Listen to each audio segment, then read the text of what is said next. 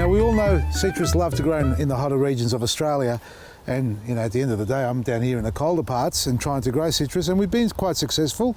But this one in particular here is one that we dug up a few weeks ago, because it was holding okay, but being so close to the conifers, it really has struggled in its early days to grow. It's a dwarf variety, it's an orange, and it's lost all its leaves obviously.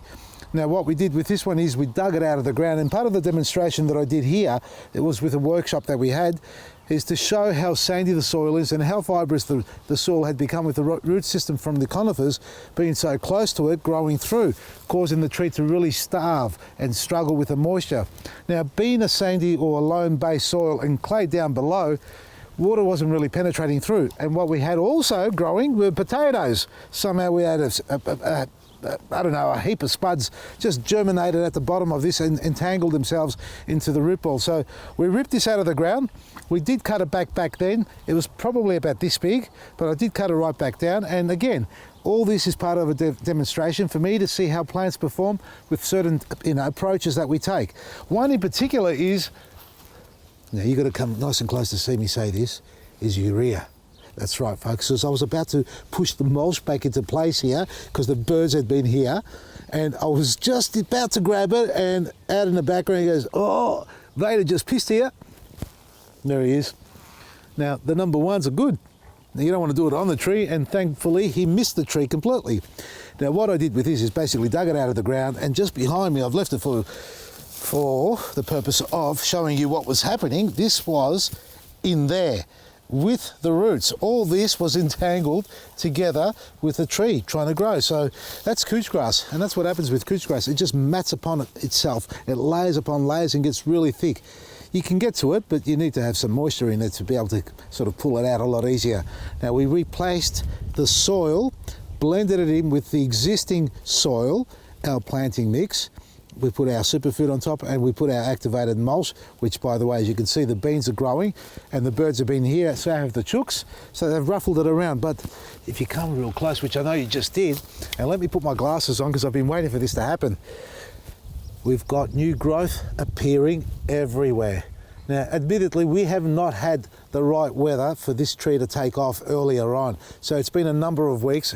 Along with this, we also transplanted the passion fruit marigold, and I'll show you that one shortly.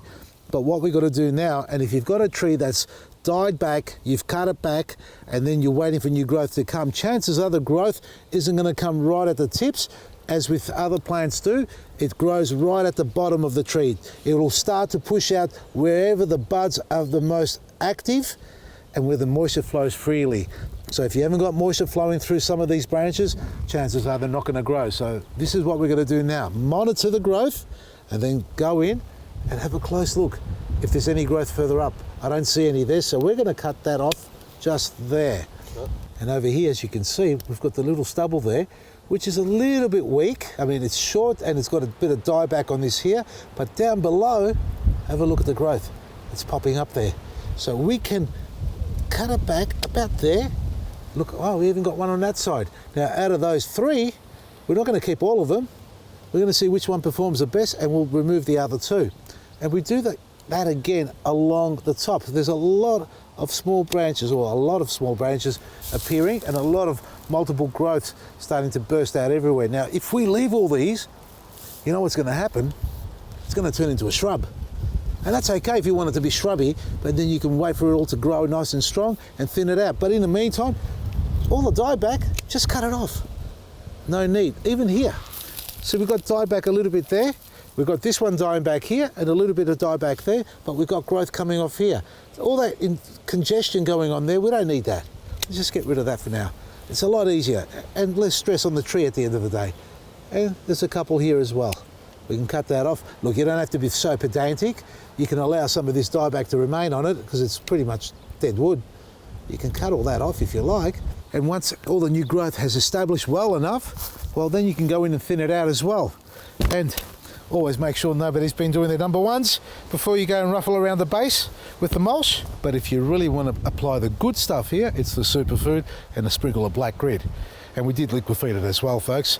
So planting mix will work tremendous for your trees if you're having problems, but don't replace the entire soil from the ground with just a planting mix or even just compost, because if you've got, I won't say sandy soil, if you've got heavy soil like clay, chances are it'll hold moisture in it, it'll become like a well and water will be attracted to it, which is okay, but if it gets too wet, there's a chance the roots will actually die off on you. So mix it in 50-50 with the existing and the new soil, mulch it well, give it a biostimulant, and just wait for the weather to settle down, because at the moment we've gone from 30 degrees to 23 down to 13 today, high winds, and we're going to get even lower tonight. So I think we're going to hit about 3 degrees or 4 degrees, and my tomatoes are holding off pretty well so far, but I'm not expecting any miracles anytime soon. And remember now, folks, it's the season for citrus gall wasp and fruit fly. So if we've got fruit fly in Victoria and any other parts of Australia, especially Queensland, New South Wales, get your fruition fruit fly traps, the only traps that actually catch the egg-laying females. So important. We've got them on special, so take advantage of that and get them into your garden. Our outlets are thriving, folks. All the outlets are doing really well, and we're about to launch a new one, Taylor's Hill. That's Mona and Taylor's Hill, west of Melbourne. So if you're in that region, you can shop online when it goes live in a couple of days and do click and collect, or walk in store and purchase there and save yourself a heap on the postage cost, because it's all about getting the products to you at the best prices we can. From me, Vasily, Maresi.